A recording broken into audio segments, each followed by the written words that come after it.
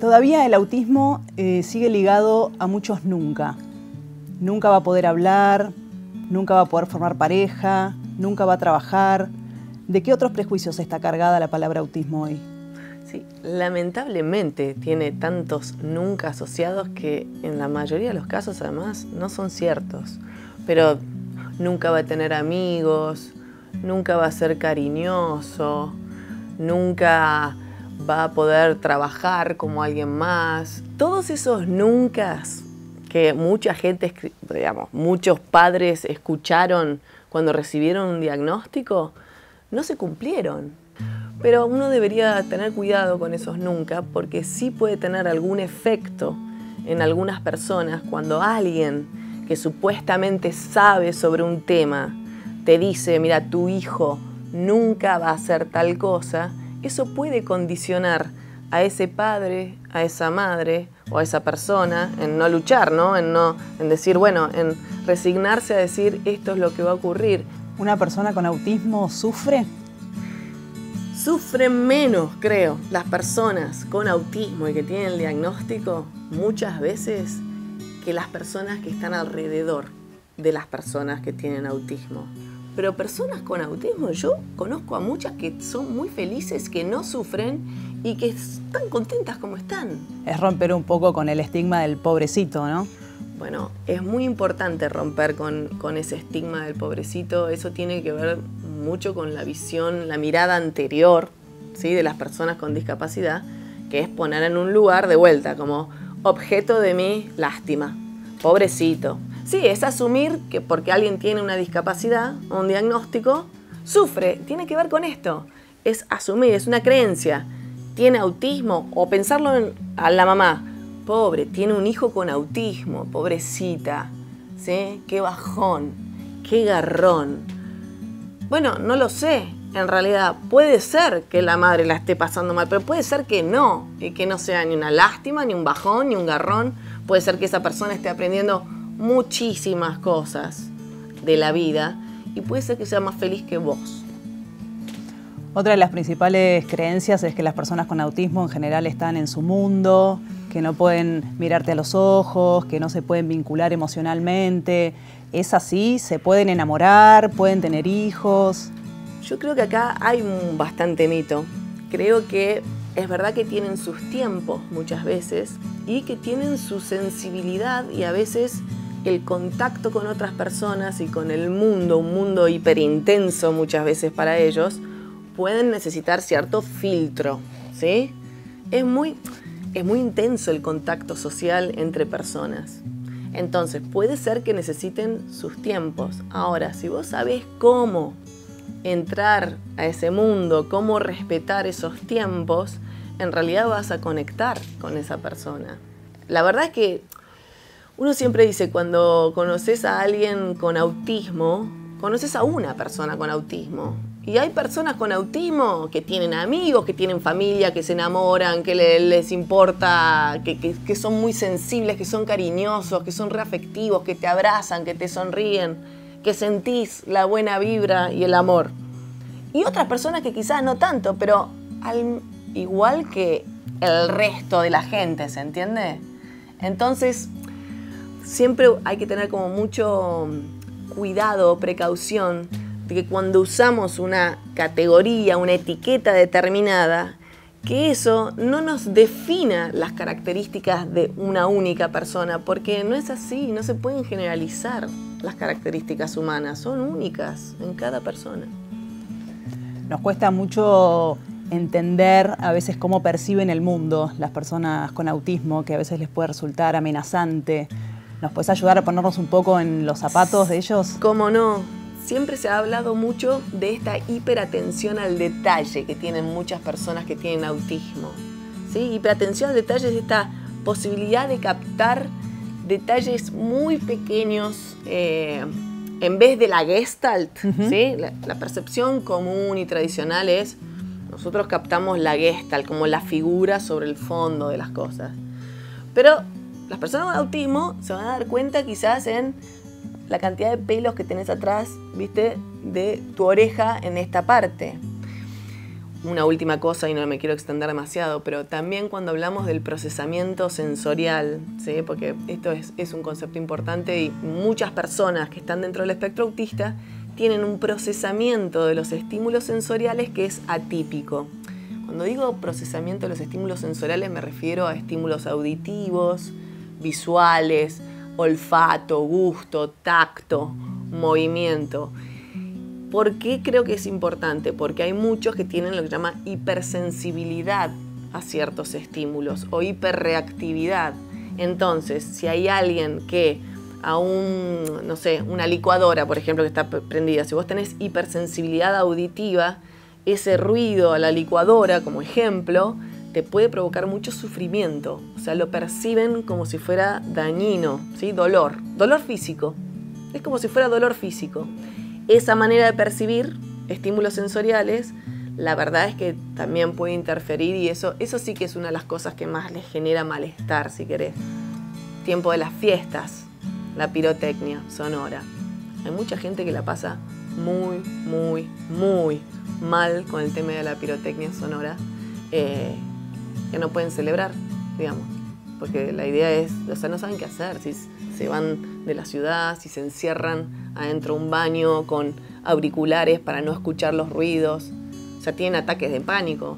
Entonces, bueno, esas son las cosas que a veces en lo que es percepción y cómo sienten, y bueno, a veces se les hace muy intenso el mundo. Son muy sensibles en general. Esto que vos mencionabas de la concentración o del hiperdetalle, muchas veces lo que hace es que tendamos a pensar que todas las personas con autismo son superdotadas o que tienen que ser genios. Correcto. Otro mito, a ver, está lleno de mitos y prejuicios este tema, porque se desconoce mucho también, ¿no? Es verdad, mucha gente piensa que, tener autismo es que sos un genio. Bueno, no necesariamente, la verdad es que no. Ahora, sí se considera que hay, siempre decimos, hay un 10% de las personas dentro del espectro autista que tienen estos que se llaman los islotes de habilidad especial. Bueno, esto está muy ligado, estos islotes de habilidad especial están muy ligados a la memoria. Y muchas veces, sí, esto es una característica muy frecuente que comparten muchas personas dentro del espectro autista, es una gran capacidad memorística. ¿Por qué es tan importante hablar de condición y no de trastorno? La palabra condición, decir, bueno, che, ¿cuál es la definición de condición? Bueno, en realidad, medio que te van a mirar y decir, no sé, bueno, es muy simple. Es un conjunto de características de una persona, de un ser humano. Digo, es bastante neutra como palabra. No tiene así como una connotación muy negativa, ni positiva, en realidad es conjunto de características. Ahora, cuando hablamos de otras palabras que se usan mucho en el campo de la medicina y la salud para definir y describir a este tipo de características, que son, por ejemplo, trastorno, enfermedad, patología. Ahí tenés 3 ejemplos, ¿no? El efecto de esa palabra, trastorno, enfermedad, patología, en general está ligado, o la gente le produce, cierta reacción, ¿sí? ¿Por qué? Porque hay cierta connotación negativa. Y hay otro punto, digo, además de los que hablan de esas palabras, sí creo que es muy importante siempre preguntarle a las personas que tienen esas características cómo quieren ser llamadas, ¿no? Porque yo creo que tienen el derecho. Y vos si le preguntás a alguien, en general prefieren, creo, en general no, y esto lo sé, porque lo he hablado con personas, prefieren decir que tienen una condición que un trastorno o una enfermedad. O sea, si vos le preguntás a alguien, es más, te pregunto a vos, Mica, si vos pudieras elegir, ¿preferirías decir que tenés un trastorno o preferirías decir que tenés una condición? Una condición, sin ¿Sí? lugar a dudas. O sea, te sentís como más, no tan... Más cómoda. Más cómoda, ¿no? Bueno, esto es lo mismo. Y vale la pena, digamos, que se sientan más cómodos. La verdad es que... Entonces, siempre preguntar, ¿cómo querés ser llamado? Y en última instancia, la verdad, yo siempre creo que hay que llamar a las personas por su nombre. Digo, esa es la manera más fácil de no meter la pata en absolutamente nada. Todo esto tiene que ver con el abordaje humano que vos planteás que hay que tener sobre el autismo. ¿no? Esto de ser amables, de estar pensando en la persona. ¿Cómo se hace para aplicar eso en el día a día? Es verdad, estoy fascinada con el tema de la amabilidad como concepto. Me parece que aporta mucho a la humanidad en general. La verdad es que, digo, más allá del tema del autismo o de la discapacidad o de gente que tiene algún desafío en particular.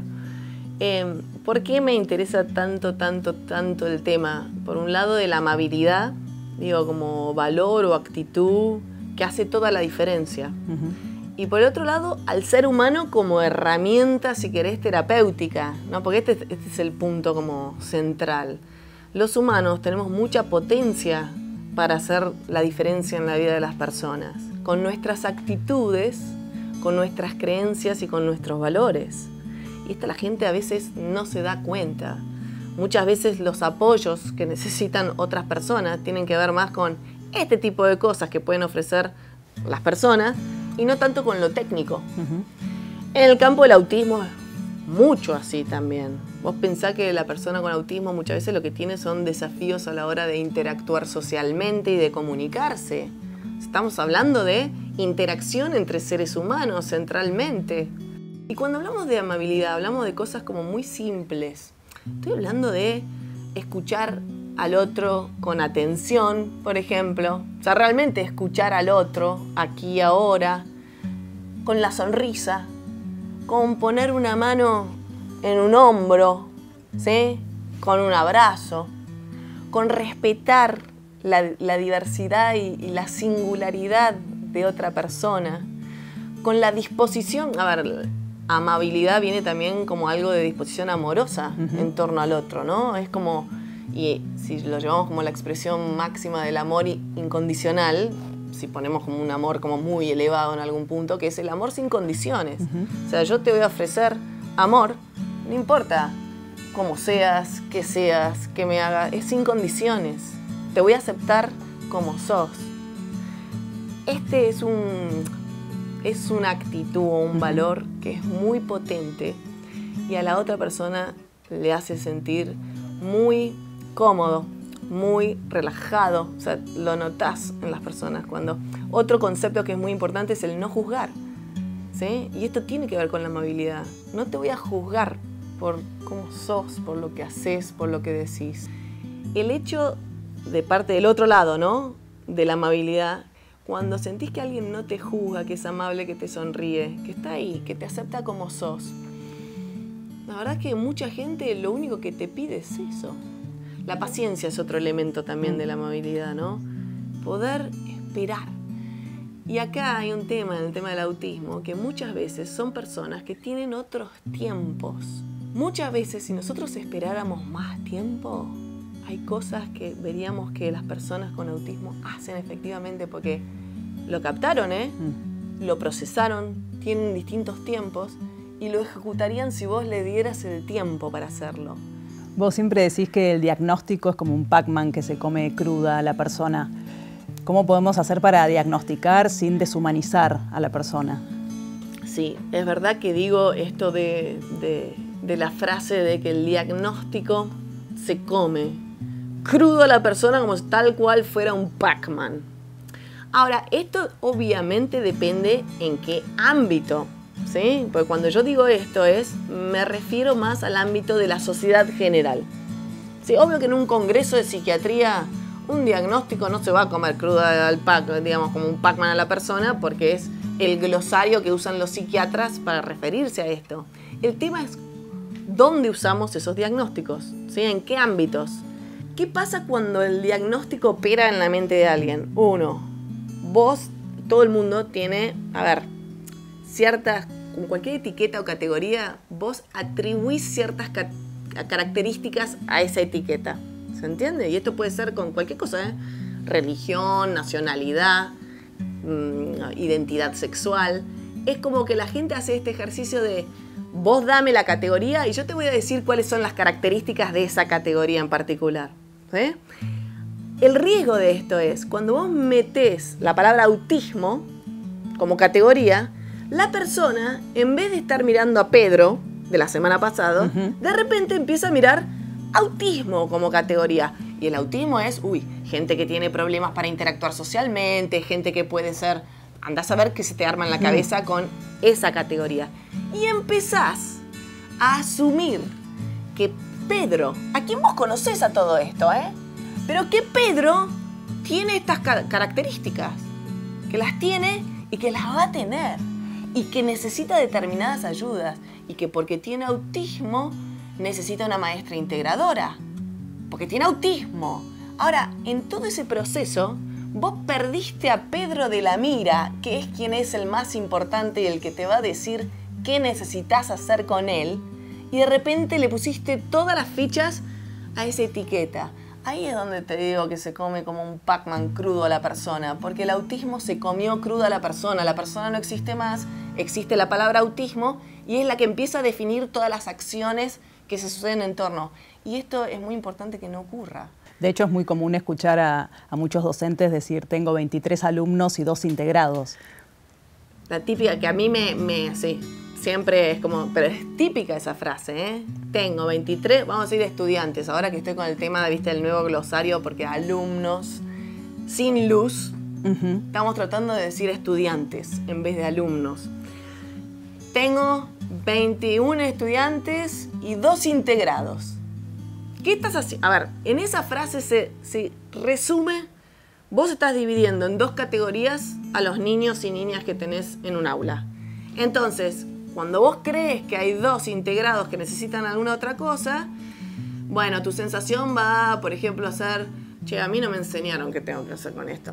¿Por qué me los meten a mí en el aula? Hastío, ¿sí? No estoy preparada. No estoy preparada para esto. ¿Por qué? Porque yo no elegí estudiar esto. Yo elegí estar con chicos comunes. Hay otras personas que se dedicaron a los chicos especiales. Yo no. Eso influye en los sentimientos y influye en tus conductas. Ya, si vos crees eso, sentís eso, vas a empezar a hacer cosas diferentes en relación a esos 2 grupos. Al pibe integrado, a la chica integrada, ya los vas a estar mirando con otros ojos y no se te va a pasar una, o sea, no les vas a dejar pasar una, porque todo lo vas a estar resignificando en torno a ese diagnóstico que tienen. Hace esto, o se porta de tal manera, o hizo tal cosa, o porque tiene autismo. Y también es desconocer los impactos positivos y los valores que le agregan al resto de los compañeros el tener un chico con discapacidad en el aula. Absolutamente. Bueno, vos sabés que el nuevo paradigma en educación y esto es Naciones Unidas y es Convención sobre los Derechos de las Personas con Discapacidad y es Objetivo de Desarrollo Sostenible y bla, bla, bla. Una educación inclusiva y de calidad como derecho. Pero además de ser un derecho, y esto ya me parece que es no lo podés ni discutir, es indiscutible, que es un derecho de cualquier persona, una educación inclusiva y de calidad. Pero cuando te pones a ver cuáles son los efectos de eso, es la base de una sociedad sin discriminación y sin prejuicios. Si tuviéramos de veras una educación inclusiva, habría muchísima menos discriminación y estigma. ¿Por qué? Porque cuando los niños están en un ambiente diverso, se están educando, están aprendiendo en un ambiente diverso, que quiere decir diversidad de personas adentro, Y de vuelta, diversidad es una palabra que va mucho más allá de la neurodiversidad, mucho más allá de la discapacidad. Uno siempre lo ubica relacionado a la discapacidad, pero no. Estamos hablando de vuelta, identidad de género, estamos hablando de nacionalidades, de religiones, hasta de partidos políticos de la familia, ¿se entiende? Diversidad. El hecho de poder criarte en un ambiente diverso y aprender en un ambiente diverso hace que no va a haber nadie con quien te cruces en el día de mañana que te resulte alguien distinto o que no te resulte familiar. Esa sensación de cuando te cruzas con alguien que no te resulta familiar es la base de todo prejuicio y discriminación. Entonces, mucho mejor tener a todos los chicos con Juan, Pedro, Ana, María, Micaela alrededor, de todos los tipos, formas, colores que se te ocurran, porque eso va a ser tus compañeros. No, eso te va a hacer familiar. Y lo que fomenta esto de la diversidad es, primero, como mucho respeto a la diversidad, o sea, cada uno con sus características singulares y únicas, y que eso enriquece, porque eso enriquece siempre. Cualquier persona con su perspectiva, con su mirada y con lo que viene a traer a este mundo, enriquece cualquiera, indistintamente de las características que tiene. Bueno, muchas gracias, Alexia, por compartir este espacio con nosotros y ayudarnos a reflexionar sobre cómo mejorar los prejuicios que tenemos vinculados con el autismo y construir entre todos una sociedad mejor.